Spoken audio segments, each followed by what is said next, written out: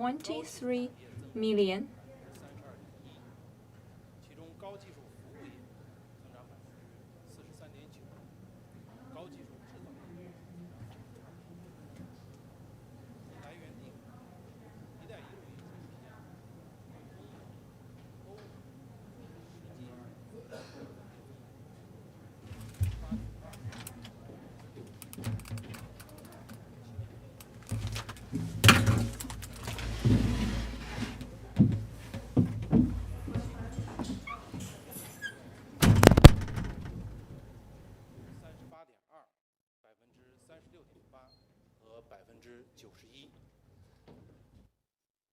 第二条信息是关于今年第一季度我国汽车消费市场的情况。2021年1季度，我国汽车消费潜力继续得到释放，新车销量、汽车出口量、二手车交易量、报废机动车回收数量等指标均超过2019年同期水平。新能源汽车销量2019年同期增长。The sales of NEV increased over 70% compared to 2019. First of all, compared to 2019, the new vehicles sales increased for some amount, particularly the NEVs, far exceeding the number of the usual cars. In Q1, the new vehicles were sold at 6 million, a year-on-year increase of 75.6% and 1.8% higher than 2019. And among them, for NEVs, they were sold at about 510,000, 28 times more year-on-year, and an increase of 72.2% compared to 2019. Secondly, compared to 2019, the import of the automobiles were almost in parallel, while the export increased by over 70%. According to the Customs Office, in Q1, the cars import had a year-on-year increase of 19.9% and at the same level with 2019. The export of automobiles stood at 430,000, a year-on-year increase of 28.1% and 73.4% higher than 2019. For the second-handed cars, the transaction volume increased by 20% compared to 2019. According to statistics, in Q1, the second-hand automobiles transaction volume stood at 3 million, a year-on-year increase of 97.2% and an increase of 21.5% higher than 2019. For those recycled automobiles, the number also is 20% higher than 2019. And in Q1, for the automobiles recycling number, it was 540,000, a year-on-year increase of 86.2% and an increase of 18.6% higher than 2019. This third piece of information is about the BRI Corporation updates in Q1 2021. Since early 2021, together with the countries and regions along BRI, China enjoys a sound momentum of practical cooperation in terms of the trade of goods. In Q1, China's export and import stood at 2.5 trillion, a year-on increase of over 20%, accounting for 29.5% of the total GDP. Export stood at over 1.4 trillion, and import was 1.9 trillion RMB, an increase of 13.2%. As to two-way investment and contracted projects in Q1, in the countries along BRI, for the non-financial sector, direct investment was $4.4 billion, a year-on-year increase of 5.2%, and accounting for 17.8% of the total number in the same period. For the countries in BRI, they have established over 44% higher of the number of enterprises in China. And for the revenues of the enterprises in those BRI countries, it was about 17 million and accounting for over 58% of the total number in the same period. That's all the information I would love to brief you. And now I am ready to take questions from the media.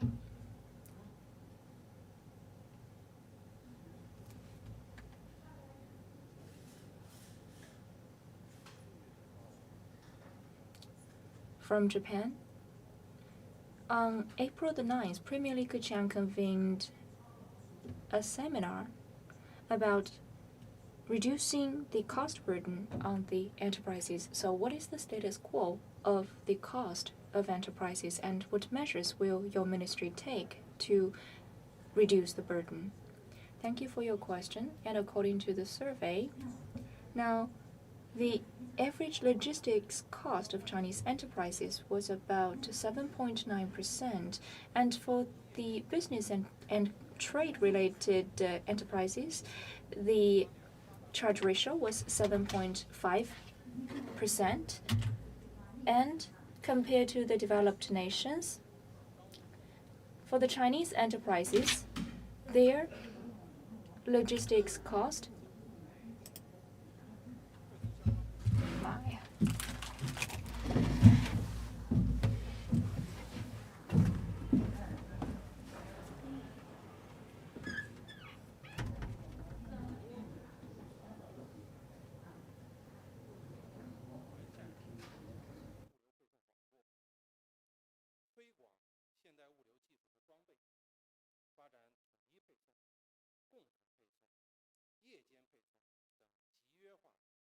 模式取得了积极的成效。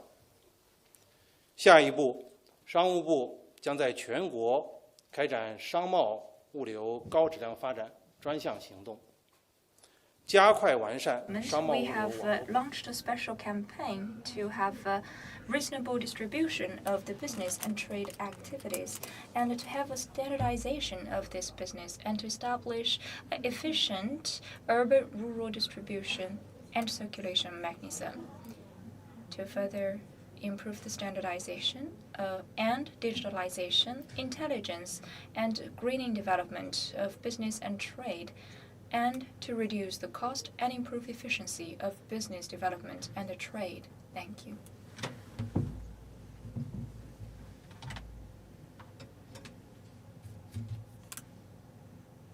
From the 21st century. According to the Customs Office in Q1, the Chinese trade with the US increased by 61.3% year-on-year. And what's the reason for that hike? And what's your take about China-US trade in the future? Thank you for your questions. In Q1, China-US trade enjoyed rapid growth. It was on a fast track, and the export to the US increased by 62.7%, and import from the US increased by 57.9% year-on-year. Energy, agricultural products, automobiles and their parts enjoyed fast-track growth in both export and import. In March alone, export to the US increased by 41.6%, and import from the US rose by 61.8%. Import sped up. Behind those figures, we have to be clear-headed that we had a low fundamentals last year because of the epidemic, and most importantly, China and US economies have been recovering rapidly. Both our economic trade structures are complementary, and we have a huge potential of cooperation. China has always been convinced that the essence of our trade cooperation is mutually beneficial. On the basis of mutual respect and equal treatment, we both have been creating conditions for our continuous cooperation in order to deliver welfare to people of the two nations. Thank you. From the Phoenix TV. The Foreign Affairs Committee of the Senate in the U.S. has published the 2021 competitive law. So this law is about an overall competition with China in science and technology. So what's your take about the influence of this law?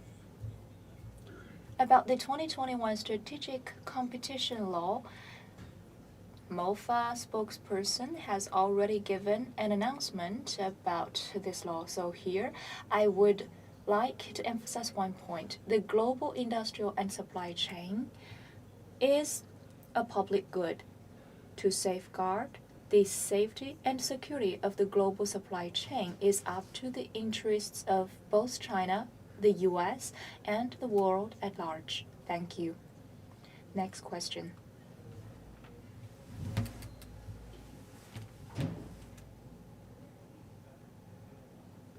I have two questions. Recently, Alibaba has been punished by 18 billion RMB yuan, so what's your comments? And to regulate the healthy development of the e-commerce sector, what's the measure of your ministry? And as to the Japanese event about anti-dumping announcement, could you give us more updates? Thank you. Firstly, your first question concerning the e-commerce industry development.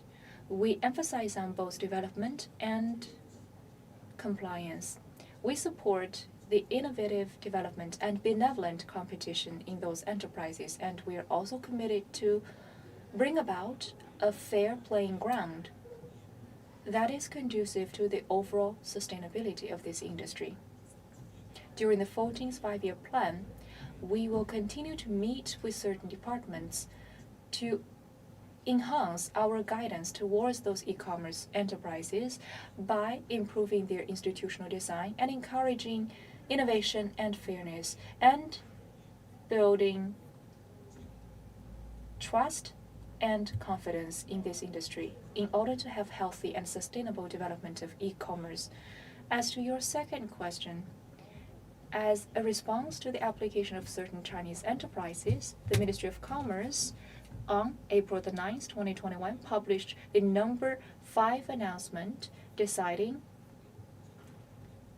to have a supervision about the anti-dumping measures of the US and EU.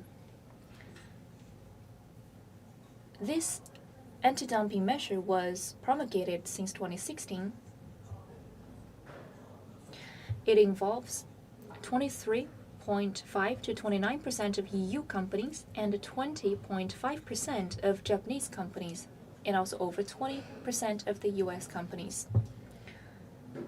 And the investigated product is mainly a bleached paper, mostly used for food and chemicals. And now the Ministry of Commerce is reviewing, and we are ready to have the coordination from certain interested parties. In this round of review, it will last for 1 year, starting from now until April the 9th, 2022. And within this legal time period, certain investigators will adhere to the principles of fairness and justice and objectivity. Thank you.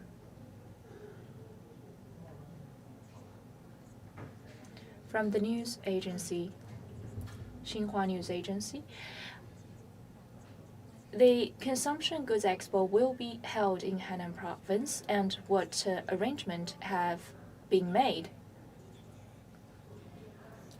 The first China International Consumption Goods Expo is being underway and is pressing on. According to the schedule, the total exhibition area is about 80,000 square meters,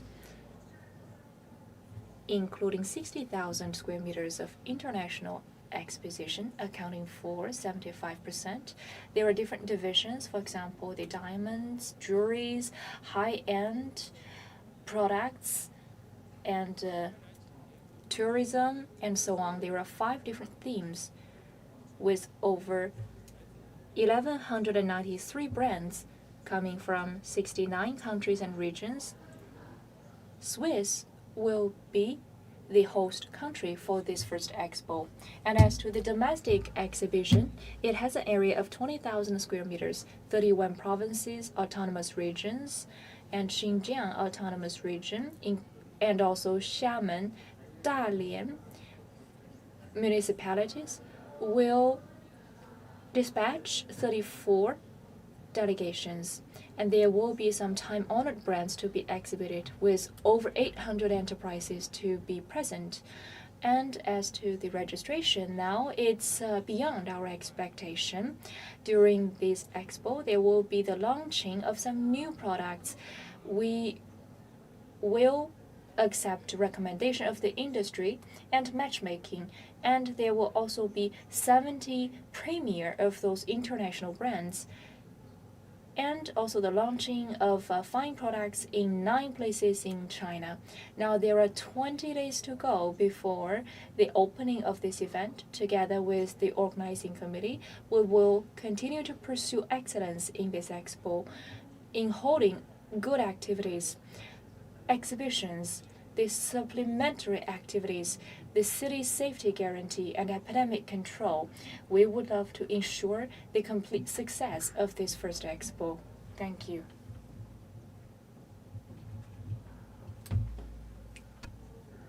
From Shenzhen TV. On the 13th, the Japanese government decided to handle the Fukushima wastewater by discharging it into the ocean. So what do you think about this event's influence over Sino-Japan relationship? The Japanese government, against the will of the whole world, has made this decision without any negotiation with the surrounding nations and the international community. The discharging of the nuclear wastewater of Fukushima power stations has aroused the opposition and high attention from the neighboring countries and the world at large. China is severely concerned as well. We will follow this event and carefully evaluate its influence over certain products, particularly the agricultural products, including the food, in order to guarantee the food safety of the Chinese consumers. Thank you. Any question?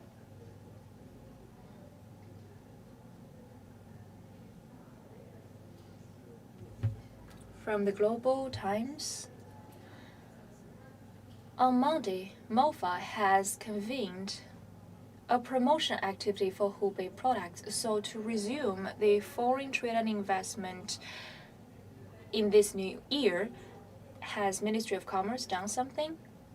Thank you for your question. Although last year Hubei province was severely hit by the epidemic under the strenuous leadership of the CPC Central Committee and the central government, and with the support of all provinces, including the efforts of Hubei locals, foreign trade and investment in Hubei province have maintained steady, contributing to stabilizing the foreign trade and investment in the whole nation.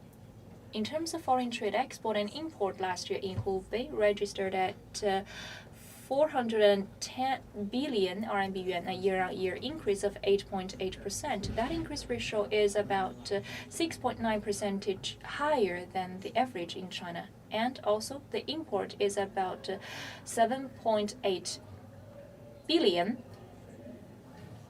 And the increase ratio is also 50 percentage points higher than the nation's average, and 52.2% higher than 2019, and 37.3% higher than the nation's average in 2019. As to foreign investment, last year it was 11.9 billion RMB yuan, ranking number 2 in all central provinces in China. And in Q1 this year, the foreign investment was about 3 billion RMB yuan,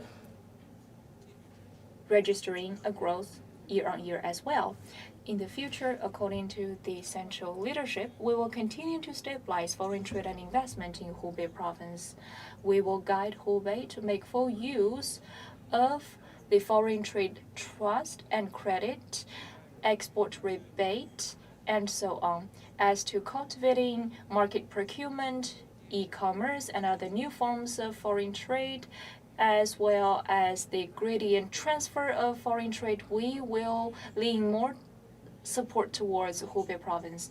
And as to the legal measures, we will continue to step up our services to the trade-related enterprises and services in Hubei province in terms of guaranteeing the elements delivery and technical support. And secondly, we will support the openness platform in Hubei province. We actively support the economic and the development zone in Hubei province to innovate, and we guide this zone to actively take over the industrial transfer from Eastern China. Thirdly, we will support and help Hubei province to make full use of the new version of list of land utilization for different industries in order to attract more foreign investment. Any more questions? If no, then I declare this is the end of today's pressers. Thank you for your time.